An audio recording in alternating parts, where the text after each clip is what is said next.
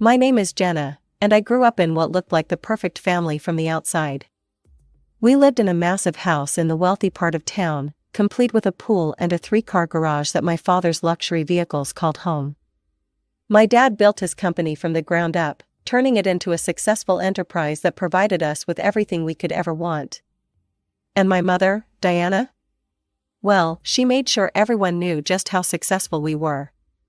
"Darling, I simply must have this new Gucci bag," I'd hear Mom say to Dad at least once a week. "Everyone at the country club has one, and I can't possibly show up with last season's model again."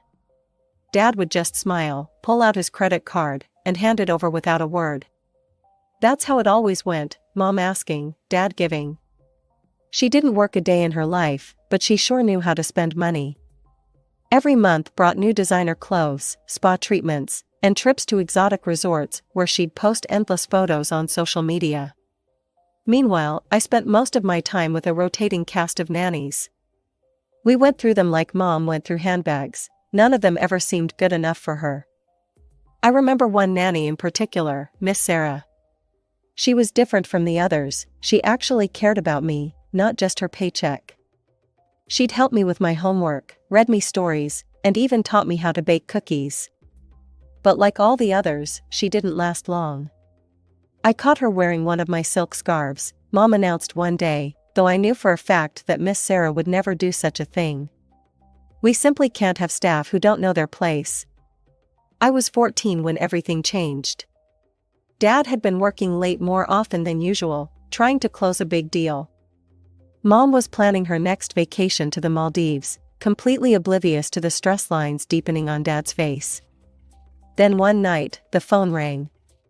I can still hear Mom's scream echoing through our marble hallways. Dad had collapsed at his office, a massive heart attack, they said. By the time the ambulance arrived, it was too late. Just like that, my father was gone, and our perfect world began to crumble. The funeral was a blur of black dresses and sympathetic murmurs. I stood there, numb, watching Mom put on a show for all the guests. She was the grieving widow, playing her part perfectly, but I could see the panic in her eyes. Not because she'd lost her husband, but because she was about to lose her lifestyle. The day Mom walked into Dad's office and sat in his chair, I knew we were doomed. She spun around in it a few times, straightened her designer blazer, and called all the department heads for a meeting. I watched from the doorway as she tried to channel her inner CEO, but all I saw was a desperate woman playing dress up. "I've learned everything about this business from my husband," she announced to the room full of skeptical faces. "We're going to take this company to new heights." I wanted to scream. Dad hadn't taught her anything about business, she'd never shown any interest. The most involvement she'd had with the company was organizing the annual Christmas party. But now here she was, making grand proclamations about expansion plans and market strategies she clearly didn't understand. That night at dinner, she couldn't stop talking about her new role. "Did you know, Jenna, that your father had all these complicated spreadsheets? Well, I've simplified everything. Who needs all those numbers when you have instinct?" "Mom," I tried to reason with her, "maybe you should hire someone to help run things? Someone with experience?" She waved her hand dismissively. "Don't be silly, darling. I'm doing perfectly fine. You should hear how impressed everyone is with my natural business acumen." But they weren't impressed. Over the next few months, I watched as experienced employees started disappearing one by one. First went Dad's trusted CFO, then the operations manager, and soon even the junior staff were jumping ship. Meanwhile, I'd overhear whispered conversations about missed payments, canceled contracts, and mounting debts. Mom started taking money from the company accounts for her personal expenses, insisting she deserved it as the CEO. When I questioned her about it, she'd just pat my head and say, "You're too young to understand business, sweetie." Every family gathering became a stage for her delusions. "The company's never been better," she'd boast to our relatives. "I've modernized everything. James would be so proud." Dad would have been horrified. I was only 15, but even I could see we were heading for disaster. The final blow came just before my 16th birthday. The bankruptcy notice arrived on a Tuesday morning, right after Mom had ordered new office furniture for her expanding empire. We lost everything. The company was sold to pay the debts, but it wasn't enough. Our house went next. I watched as movers packed up our luxury furniture and Mom's designer wardrobe. We moved to a tiny house on the outskirts of town, the kind of place Mom used to drive past with her nose in the air. The only thing we had left was my college fund, money Dad had set aside in a protected trust that Mom couldn't touch. But that didn't stop her from trying. "Jenna, darling," she'd say, "voice honey sweet, you know we could use that money now. We can always figure out college later." "No, Mom. That's for my education." Her face would darken. "After everything I've done for you, this is how you repay me? By watching your mother struggle while you sit on a pile of money?" She'd give me the silent treatment for days after these conversations, but I stood my ground. I'd seen how quickly she could burn through money, and I wasn't about to let her destroy my future too. The next 2 years dragged by in tension and cold shoulders. Mom and I barely spoke except to argue about money. When my high school graduation finally came around, she made it clear she wouldn't celebrate my achievement. "Why should I throw you a graduation party?" she said the morning of the ceremony, not looking up from her coffee cup. "You won't even help your own mother when she needs it." I'd already been accepted to Barrett University, a good school 3 states away. Mom didn't know it yet, but I'd chosen it specifically for the distance. As soon as the graduation ceremony ended, I told her my plans. "You're abandoning me?" she gasped, clutching her chest dramatically. "After everything?" "I'm not abandoning you, Mom. I'm going to college, like Dad wanted." The dorm room at Barrett was tiny compared to my old bedroom, but it felt like paradise. No more guilt trips, no more silent treatments, no more walking on eggshells. I stretched my dad's money as far as it would go, cheap meals, used textbooks, no spring break trips. Every holiday, I'd make the obligatory phone call home. "Hi Mom, how are you?" "Oh, surviving, barely," she'd say with a sigh. "Unlike some people, I don't have a trust fund to live off of." She never called me first. Not once in 4 years. But I didn't care, I was too busy building my own life. I graduated with honors, landed a job at Thompson and Associates, and found a small apartment in the city. Work became my focus, and I was good at it. Really good.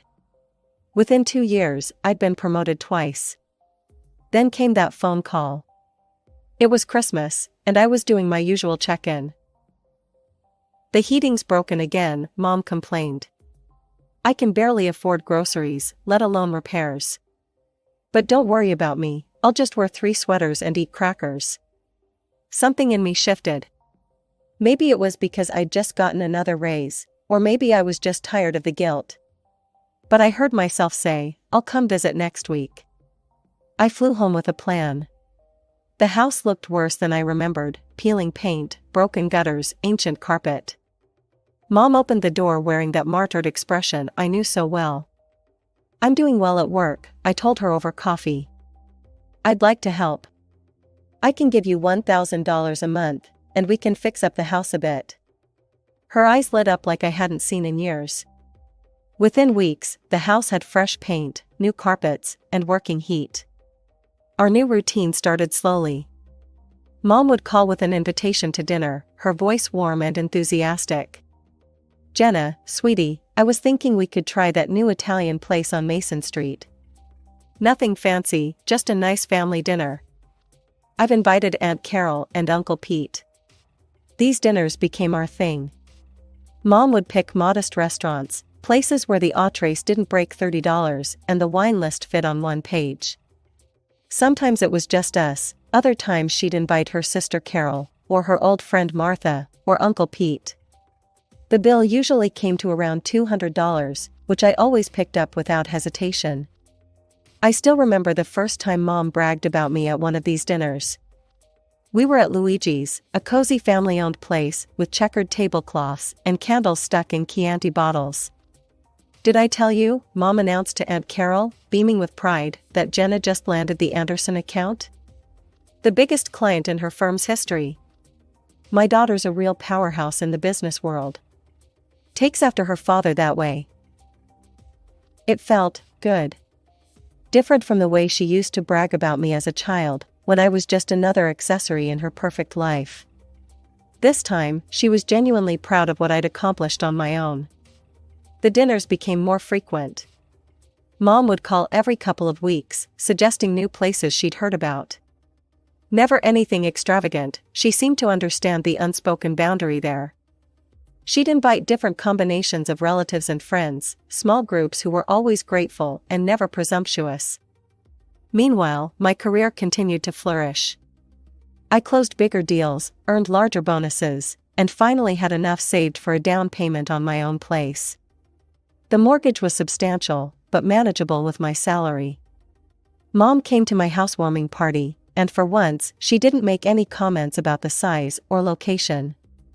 She just hugged me and said, "You've done so well, sweetie." When I upgraded to a new car, it felt natural to give Mom my old one. It was still in great condition, a 5-year-old Lexus that I'd maintained meticulously. Her ancient Honda was on its last legs anyway. The car was just the beginning. I noticed her ancient dial-up internet connection during one visit and immediately arranged for high-speed fiber installation. Then I started covering her utility bills when I realized she was keeping the house too cold in winter to save money. The real turning point came when I planned my first business trip to New York. Mom had always wanted to see Broadway, so I invited her along. Then Aunt Carol mentioned she'd never been to New York either, and before I knew it, I was booking tickets for 3. They were perfect travel companions, excited but not demanding. They were happy with comfortable mid-range hotels and authentic local diners. We walked everywhere instead of taking taxis, and they spent hours in Central Park, just people watching. That first trip set a precedent. Whenever I had to travel for work, Boston, Chicago, San Francisco, I'd bring Mom and 1 or 2 relatives along. They'd entertain themselves while I was in meetings, we'd meet for dinner, and on my free days, we'd explore together. They never asked for shopping sprees or expensive shows, though I'd occasionally surprise them with tickets to a musical or a nice dinner cruise. It felt like I was finally getting to know my real mother, the person she might have been if money hadn't warped her perspective so badly all those years ago. The phone call came on a Tuesday morning while I was reviewing contracts at work. Mom's voice had that special excitement I'd grown to recognize over the years. "Jenna, honey, I've been thinking about my birthday next month. You know I'm turning 55, right?" "Of course, Mom. I was planning to come down for it. Did you want to do something special?" "Oh, yes, I want to celebrate properly this time. It's a big milestone, after all." I immediately started planning. "How about a nice dinner at your place? We could invite the usual crowd, Aunt Carol, Uncle Pete, Martha. I could hire a caterer, or we could order from that Italian place you love." "Oh no, darling," she cut me off. "Don't worry about any of that. I want to arrange everything myself this time. You've done so much for me lately, let me handle my own birthday celebration." Something in her tone should have warned me, but I was just happy to see her taking initiative. "Are you sure?" "I really don't mind helping." "Absolutely positive. Just show up at 7. I'll text you the restaurant address." When the day came, I flew in early and checked into my usual hotel. Mom had texted me an address I didn't recognize, but I didn't think much of it until my taxi pulled up at Le Chateau, the most expensive restaurant in the city. The kind of place where the menu doesn't list prices and you need reservations months in advance. The headwaiter led me through the main dining room, past the crystal chandeliers and gold-leafed walls, to a massive private section in the back. My heart stopped. There, spread across several tables draped in pristine white linen, sat at least 30 people, every relative we had, plus what looked like half of Mom's social circle. "Jenna," Mom rushed forward, tears gleaming in her eyes. She wrapped me in a tight hug that smelled of her favorite expensive perfume. "I'm so happy you're here." Stunned, I let myself be led to a seat. Aunt Carol reached across the table and squeezed my hand. "You're such a wonderful daughter," she gushed.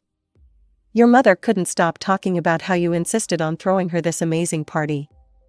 The foie gras is divine, and I hear the Wagyu beef is coming up next." The room seemed to spin as realization hit me.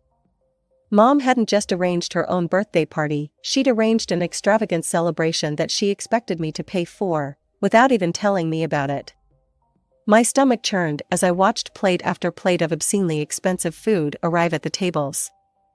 Waiters glided between guests, pouring $500 bottles of wine like it was tap water. I spotted Japanese Wagyu beef that I knew cost $400 per serving, imported caviar, whole lobsters flown in from Maine. A quick mental calculation made me dizzy. $8,000, at least. Maybe more. Aunt Carol stood up, champagne flute in hand, gently tapping it with her silver spoon. The crystal ring echoed through the private dining room as conversations died down. "I'd like to make a toast," she announced, her face glowing. "To my wonderful niece, Jenna. Your generosity tonight shows just what an amazing daughter you are. The way you've taken care of your mother, and now this incredible celebration." "I'm sorry," I cut in, my voice shaking slightly. "But I need to stop you right there." The room fell silent. Mom's smile froze on her face. "I didn't arrange this dinner," I continued, looking around the room. "I didn't choose this restaurant. I didn't authorize any of these expenses. In fact, this is the first I'm hearing about any of it." Gasps rippled through the gathering. Someone's fork clattered against their plate. "Jenna," Mom hissed, her face reddening. "Don't be ridiculous. Of course you're paying for this. Who else would?" I stood up slowly, my chair scraping against the marble floor. "No, Mom, I'm not. I offered to host a nice dinner at your house or order from your favorite Italian place. You said you wanted to handle everything yourself. You never mentioned Le Chateau or inviting 30 people. But you always pay," she sputtered. "You've been paying for everything. For reasonable things, normal restaurants, basic bills. Not this." I gestured at the extravagant spread. "I don't owe you a blank check." "You ungrateful." Mom's voice cracked. "After everything I've done for you." "Everything you've done for me?" I laughed, but there was no humor in it. "You mean like trying to spend my college fund? Or running Dad's company into the ground?" The silence in the room was deafening. I reached into my purse and pulled out my wallet, counting out $200. "This covers my pork chop and glass of wine," I said, placing the bills on the crisp white tablecloth. "Good luck with the rest." I walked out without looking back, my heels clicking against the marble floor like a countdown. Nobody called after me. Nobody tried to stop me. The night air hit my face like a slap as I emerged onto the street. I hailed the first taxi I saw and directed it to my hotel. As soon as I reached my room, I turned off my phone. I knew it would start ringing soon enough, angry calls from Mom, disappointed messages from relatives, demands for explanations. But for now, I just needed silence. I sat on the edge of the hotel bed, hands shaking, and watched the city lights twinkle through the window. For the first time in years, I felt truly alone, and strangely, wonderfully free. The next morning, my phone nearly exploded when I turned it on. The notifications kept coming, 47 missed calls from Mom, 28 from Aunt Carol, 15 from Uncle Pete, dozens more from various relatives. The voicemail was full. I took a deep breath and called Mom. She picked up on the first ring. "Mom, I'm sorry about how things went down last night," I started, trying to keep my voice steady. "I'm coming over now. We need to talk about what happened at the restaurant." I genuinely thought she might meet me halfway. That maybe, just maybe, she'd realize how inappropriate it was to arrange such an extravagant party on someone else's dime without even asking them. I couldn't have been more wrong. "How dare you!" Her shriek was so loud I had to hold the phone away from my ear. "You selfish, narcissistic, ungrateful thing. Do you have any idea what you've done? Mom, if you just told me about. You completely humiliated me. In front of everyone. Do you know what happened after you stormed out like a spoiled brat? Everyone had to chip in $400 each to cover the bill. $400. The total came to $12,000, $12,000. And you, with all your money, couldn't even be bothered to pay for your own mother's birthday. You greedy bastard. My head spun. $12,000. They'd ordered even more after I'd left. You think I'm greedy, Mom? Fine. I'll show you greedy. I hung up mid-rant. My hands weren't shaking anymore. Instead, a cold clarity settled over me as I opened my laptop. First, I logged into my bank account and canceled the automatic monthly transfer of $1,000 to her account. Next, I called the car dealership where I'd purchased my old Lexus. Hi, this is Jenna Mitchell. I need to arrange for a vehicle retrieval. The car is still in my name. 20 minutes later, a tow truck was on its way to Mom's house. I pulled up the internet service provider's website.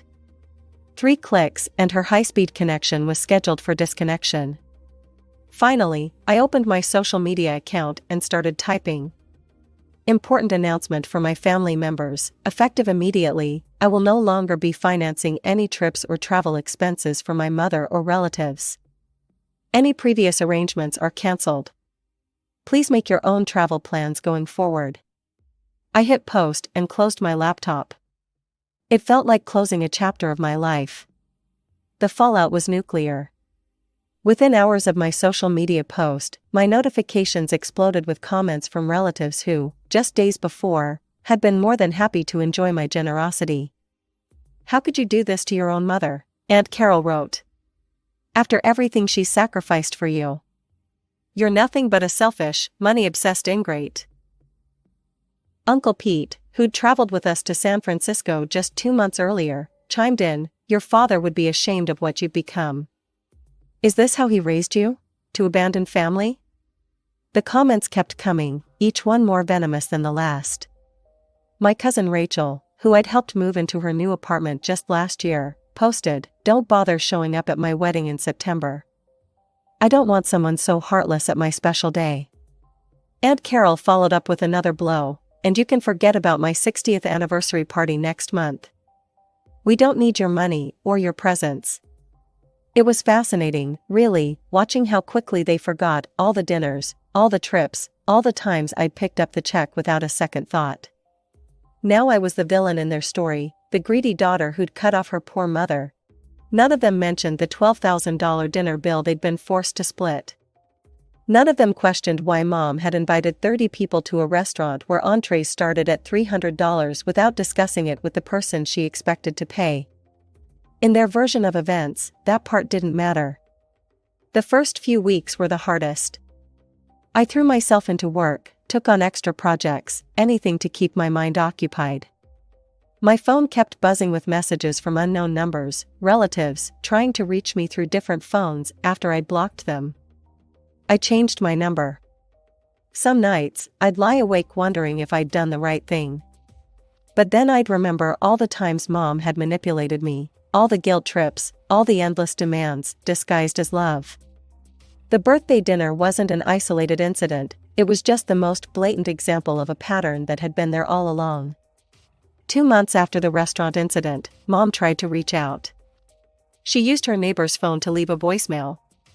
Jenna, honey, can we talk? I miss you. Things have been difficult. Maybe we could meet for coffee? Just us? Her voice sounded smaller somehow, less certain. Part of me wanted to believe she'd changed, that she'd finally understood. But then I noticed she still hadn't apologized.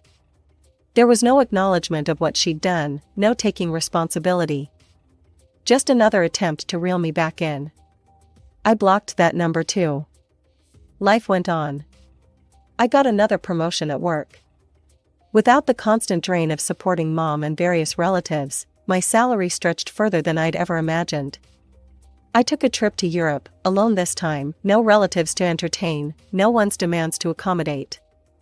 It was liberating. Sometimes, through mutual acquaintances or social media, I hear bits and pieces about Mom's life. She had to downsize again, move to an even smaller place. She complains to anyone who'll listen about her ungrateful daughter who abandoned her. The relatives all sympathize, of course, but interestingly, none of them have offered to support her the way I did.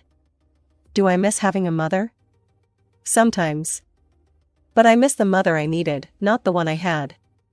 I miss the idea of family, but not the reality of what my family had become, a network of users all too happy to take everything I could give and then condemn me when I finally said enough. Maybe someday Mom will have a real epiphany. Maybe she'll understand that love shouldn't come with a price tag, that family isn't about financial transactions. Maybe she'll offer a genuine apology, not the kind that comes with excuses or demands, but one that shows true understanding of the hurt she's caused. If that day comes, I might be open to rebuilding some kind of relationship. A different one, with clear boundaries and mutual respect. But even then, I'll never go back to being the family ATM. That chapter of my life is closed forever.